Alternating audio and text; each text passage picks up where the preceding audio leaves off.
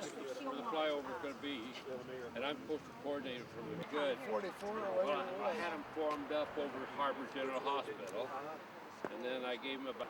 I see you got the day off. Oh, no! Saturday. Oh, are we? Hi. Oh. Tom, I'm glad you got the day off. Yeah, I mean, because I don't be at my transition. I already set up their presentation. I don't know. I told Gail the other day. I said, where's the flag? She said, they'll be in. She said, How's the volume? Good? Okay. Just say and spell your name, please. David Richard Pearson, Pierson. Okay. And tell me, you graduated from here, you said? I graduated from Torrance High School in summer of 1941. Okay, and you're born in Torrance as well? I was born and raised out in the shoestring strip, which was out in the sticks in those days, considered, because we had a little farm out there. Do you know Lewis yourself? Oh, yeah. When I came up from Torrance Grammar School, in the 7th grade, Louis was student body president in the 12th grade, so Louis is about 6 years older than I am. Okay. And what is your job today? I'm retired. I used to have a machine shop. No, your job for today. My job is to coordinate the flyover.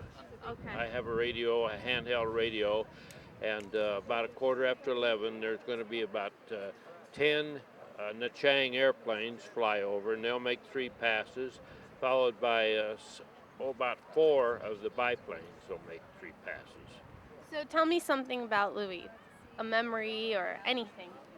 Well, we used to watch the track meets, and here would be Louis.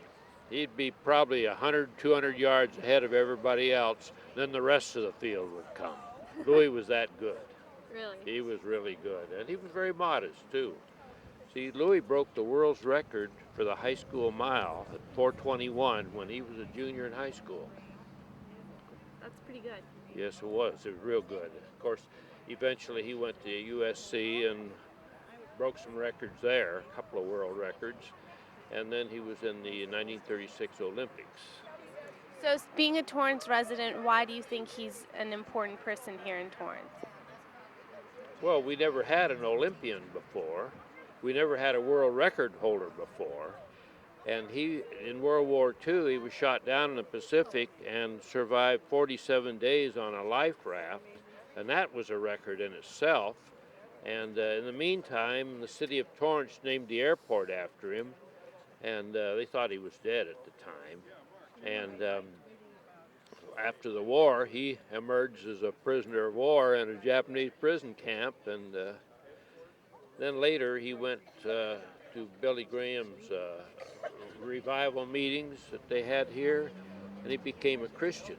And he's been dedicated his life to full-time Christian work. Now, the Hollywood was going to make a movie of his life, and Louis read the script, threw it back at him, says, "That's not me, it's too Hollywoodish." He probably walked away from it with $2 million. So it's fair to say he's an accomplished man. He is a very accomplished man, and he's a very modest man. Okay, thank you Okay. very much. You're welcome. Did you get his name and spell it? Yeah. I'm Jim Standifer, Standifer. And do you know Louis personally as well? Yes, we're old friends. We visit, and he comes to our house here. We've been to his house in Hollywood, and we get together all the time. And what are your thoughts on him? I can't say anything bad about him. He's my hero, Oh, and he's always been my hero. Yeah, and he's a hometown. He's a hero for everyone in Torrance, as far as I'm concerned. do you have any memories, anything you want to share? Just that we've always admired him, and he's always lived up to our expectations, and I just so glad that we can celebrate his 90th birthday today. And well, he's something else. and I hope he lives to be another 90 years. All But right. he's a very good man. Stand back and stretch your arm out. Up your head is getting My loose. head's in the way. Sorry. Dave stole all of my thunder. He told you everything about Louis so far, but Zamperini. Oh, he's still alive. Take the name away. we love him. We made a mistake. My wife, he comes down and sees my wife and I at our home. I don't know what else to say. Like I say, Dave stole my thunder. Do you have a personal story about him? How He's did just, you? I've lived, I wasn't born here in Torrance, but I've lived here 79 years on the same street. And we've just,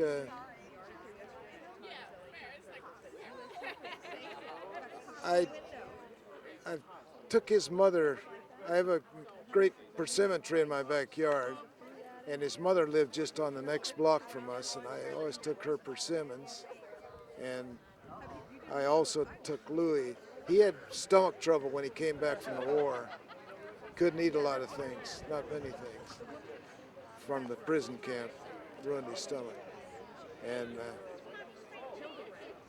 that's about all I can say. But he does love persimmons. And you would get those persimmons for him Yes. from your tree, or? Yes, from our tree. All right. Thank you. Okay.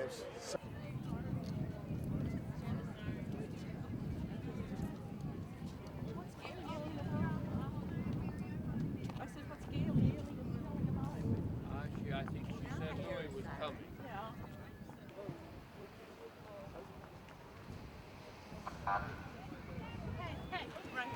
Yeah. Hey, baby. Nice to see you. Well, we got it timed just right, huh? Yeah, you're pretty good on your timing there. Well, you have a few friends here that you need to say hello to. Lou, Bob Seaman. Hey, Bob. Good to see you. Good to see you, buddy.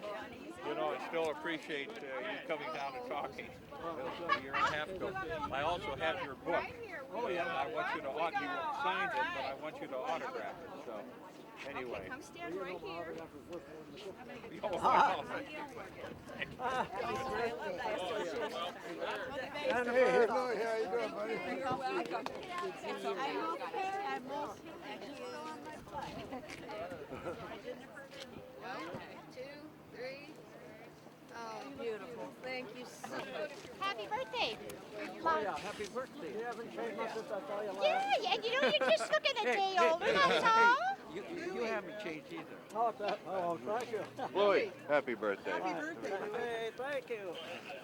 And we have, that's Jet. Here's a Jet. Squeeze hard. Squeeze hard. Oh, not too hard. I got one more to finish off the roll from you. Where? The guy in the white hat? In the white hat. Louis. Who's your coach? He's my Louis? card No, that's and I fine. want to Yeah, wish I'm you gonna a give those happy to you. birthday and hope you have a hell of a lot more, okay? I appreciate And Yeah, there you go. Louis?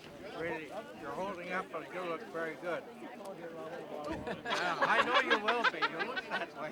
Louis. Yeah. And Louis Minsueda's here today too. Here, take a picture of me. Minsueda. Oh, do you remember Louis? Hey, Thank you very much. Okay, yeah. Thanks, Louis. You want to get in? Oh, Come on. okay, yeah, I'll get it, Frank. We got a pretty girl over here. Oh, Oh, hold on, who are we looking at? got it? Okay. Another one? All right, okay, Okay, Jack. and all the pretty girls and everybody else. All right, and all Yeah, oh, okay. I don't want to get You guys wait for a second. I'd like to get Mr. Zamperini's sister Sylvia up here. Come on. Come on in. Oh, yeah. Here, get in the middle. Where's the brother? There's Keith. All right. Here we are.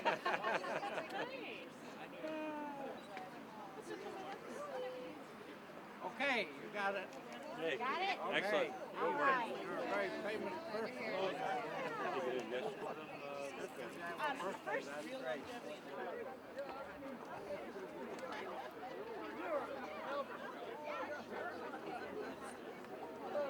go. right up here so you guys can sit down and do your quick little interview. We're going to do the interview right now. Okay. Okay. And let me show you Min first before you sit down. You know what? You can sit right there. How about that? Here's Min and John. Oh, okay. Great to be down there. Okay, we'll do the interview here. Okay. And I want Sylvia and Peter. Where's Sylvia? I'm gonna get behind you. I'm with the Where'd she breeze. go? I just wanna- Mr. Zamperini, happy birthday to you. Thank you. Hey. That's your raincoat. What's my last laughing so fast? Let me play with you. Are you okay, Stanley? Well, I had a whole package in my hand and the boy with the pen. What do you 32. 90th birthday here of the year I started. Okay. 1919. Got a police escort all the way in. Hey, you can't beat that. Yeah. So tell me, you're 90 years old. What is the motto that you live by? What is Well, the motto I live by is, for instance, nobody's ever seen me mad. So control your anger. So you have to learn how to deal with anxieties and frustrations. I just don't let them get a hold on me. We're all going to deal with, we're all going to come up against anxieties and frustrations. They're not bad in themselves unless you don't know how to deal with it. Same with stress. So over the years I've learned how to deal with anxiety, frustrations, and stress, and I'm a great believer in the one scripture in the Bible, all things work together for good. So I accept that. If I break my leg, I say, well, it happened for a reason. And sure enough, I wouldn't trade the experience I had with a broken leg for the next 3 weeks for anything. So if everything happened for a reason, you've had quite a few many crazy experiences, being captured and kept in a prison for 2 years. So what kept you going?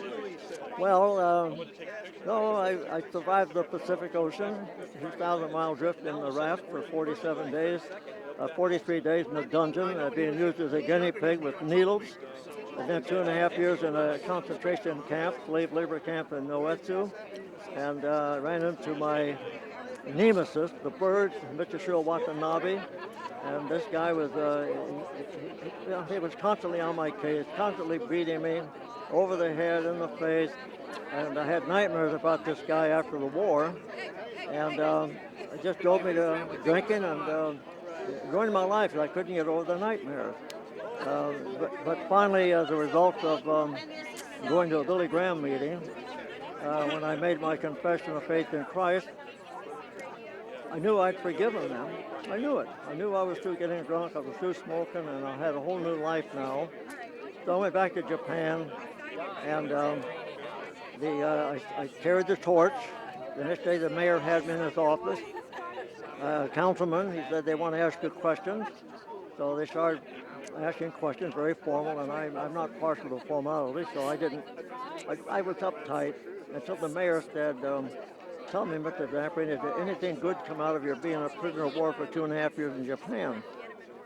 I said, yeah, it prepared me for 55 years of married life. Well, they cracked up, sent out for a bottle of sake, and they took their shoes off, and it was a relaxed affair. But if it hadn't been for that mean, rotten, low-down bird, Mr. Watanabe, I wouldn't have had nightmares. If I hadn't had the nightmares, I probably never would have gone to hear Billy Graham. So all things work together for good.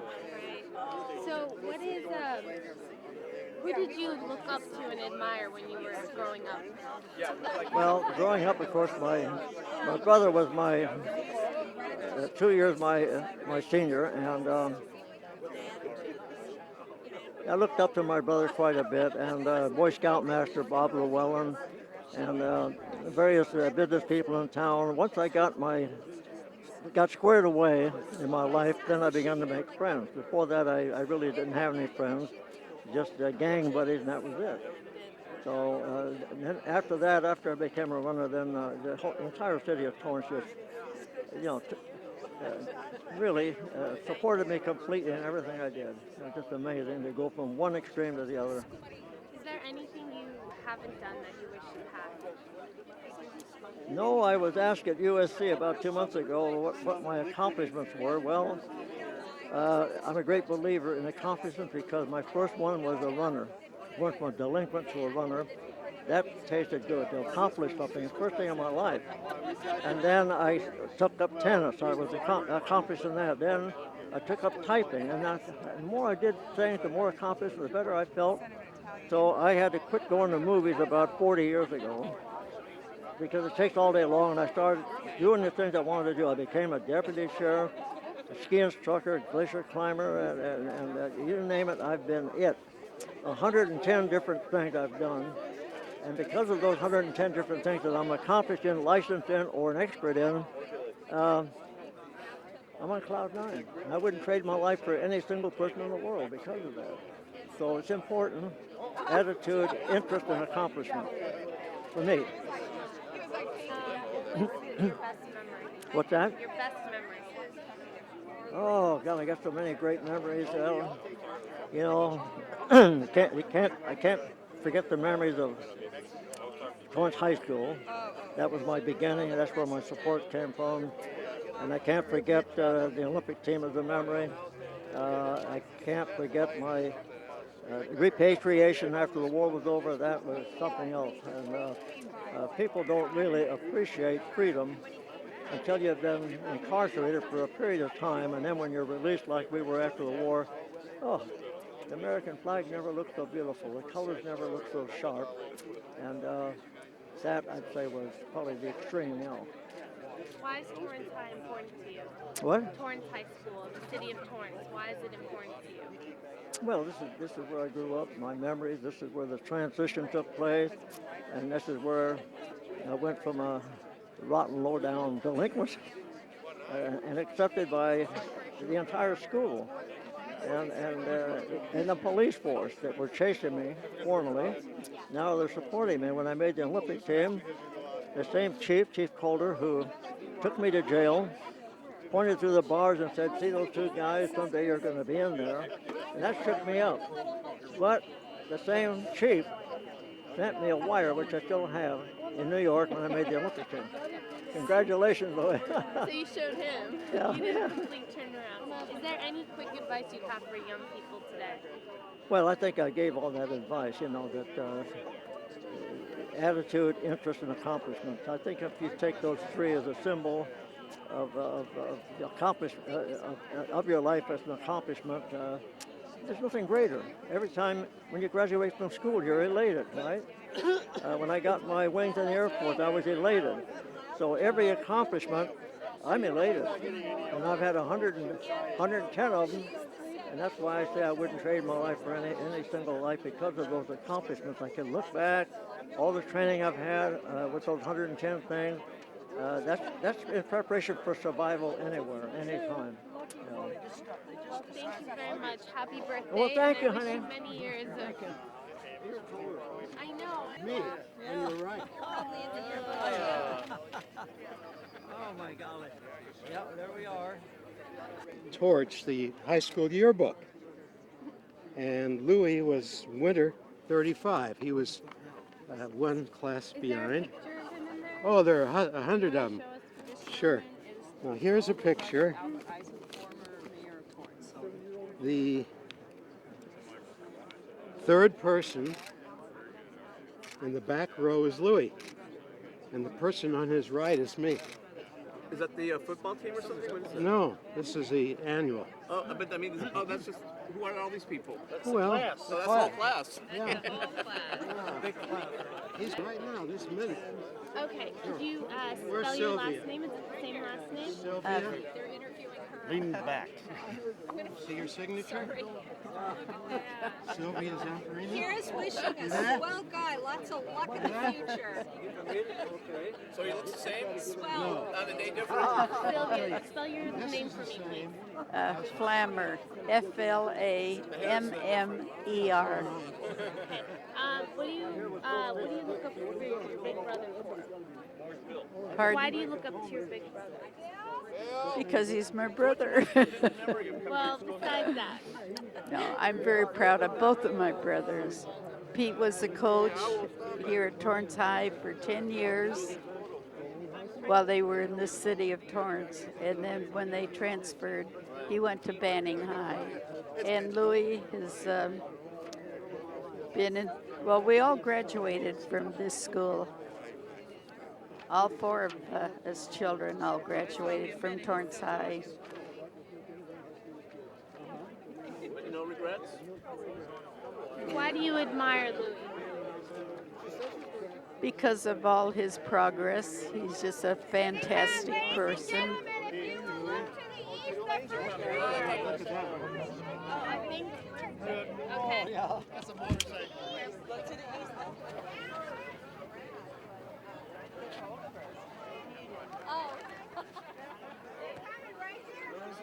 Hey, Ed. Also, get a shot of him like looking, you know, because. But I can't hear you. Oh, to like for a B-roll. Here comes the planes. They're right there.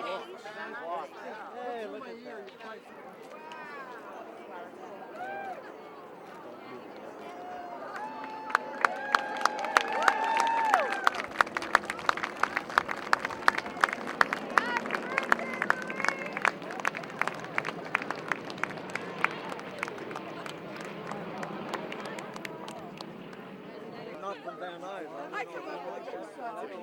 That's a condo. Right. No, this is the tiger. I have the information. Chino?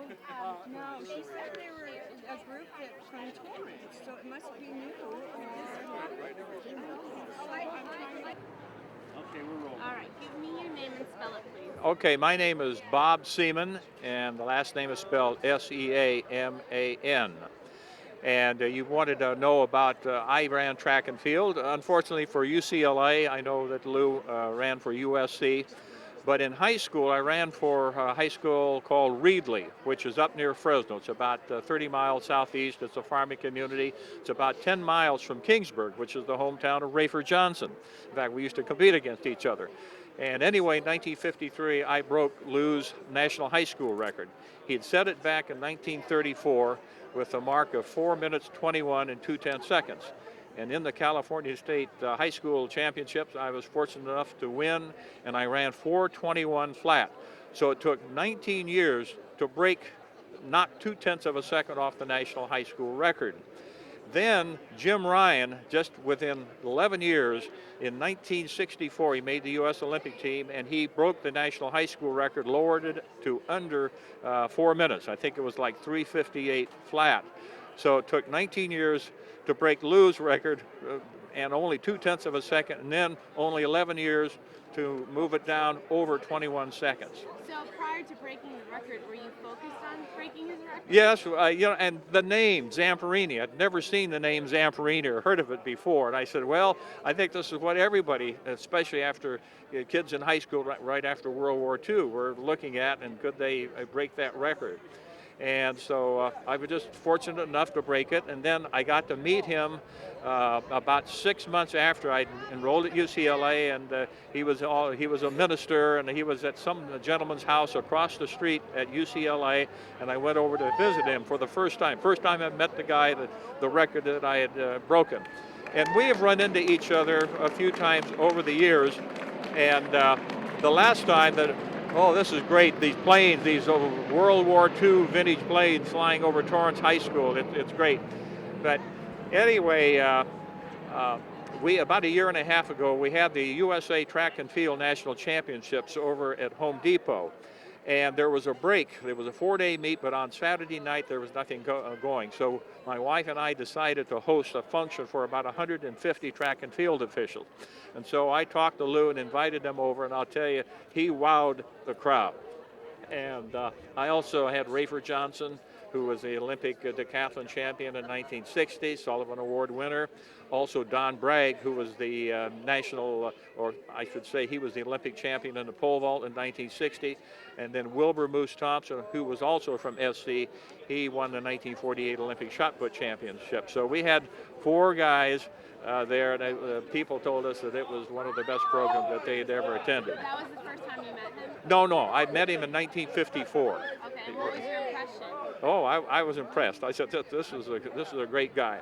But what really got me interested about Lou, I'd known him, but I saw a CBS documentary about 15 years ago. One night I was in my den, And suddenly this program came on about him. It was hosted by Bob Simon, who was the veteran CBS correspondent. I'm very familiar with him.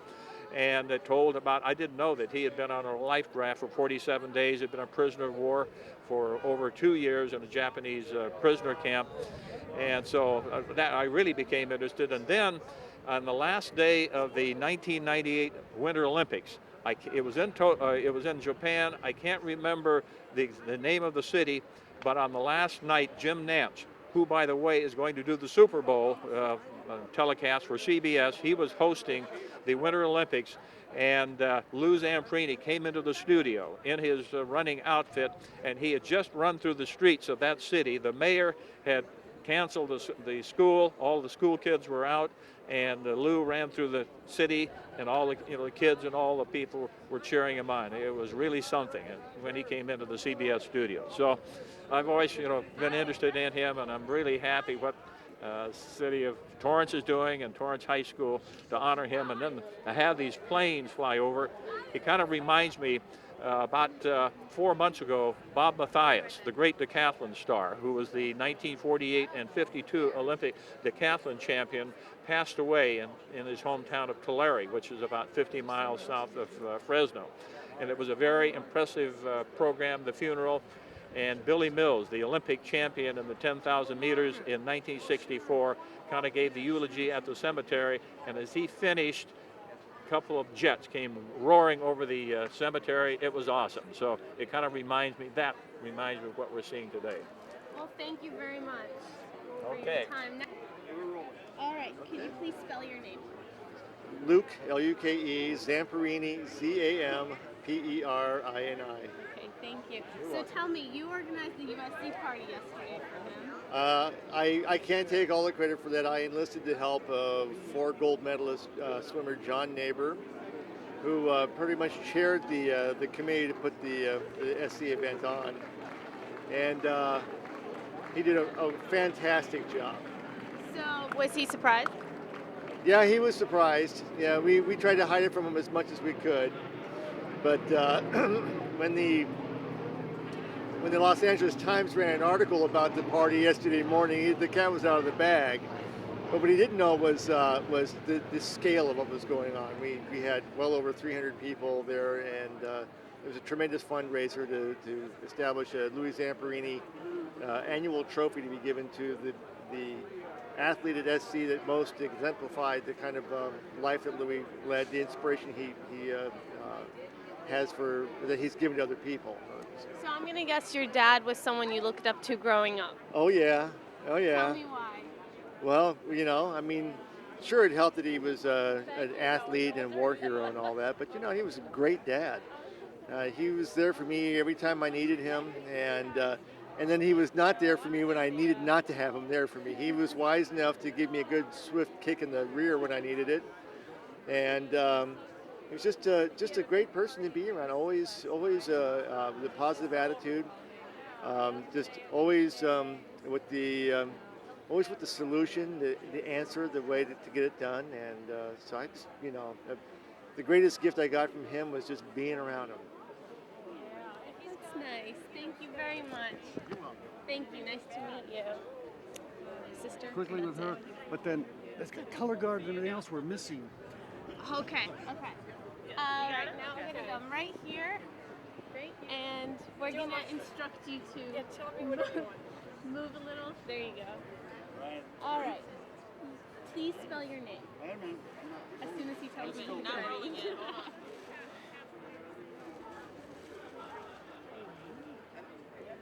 There's a lot going on. A lot. Oh, here they come again. It's like the end of King Kong. Coming around again. No, we missed it. Do what you did. I'll try. I'm so I sorry. also could just ask the same questions. And I wish I could come up with Let's ask him what and let's do the ski thing. Okay, do the ski thing. And wait, start with your name again. Cynthia, C-Y-N-T-H-I-A, Garris, G-A-R-R-I-S. Okay, so give me one memory that you have that really stands out where you were so proud that he was your father. That would be probably the day that he took me skiing. I asked him to teach me to ski when I was an adult because I wanted to find a way to be even closer with my father, to have a closer relationship and experience. And he took me to the local mountains and he taught me to ski. I fell down 1,000 times. He picked me up 1,000 times. There they are again. Woo! The biplanes. And I was soaking wet all the way home and miserable, but I was just in a dream world for the next 2 or 3 days. And my mother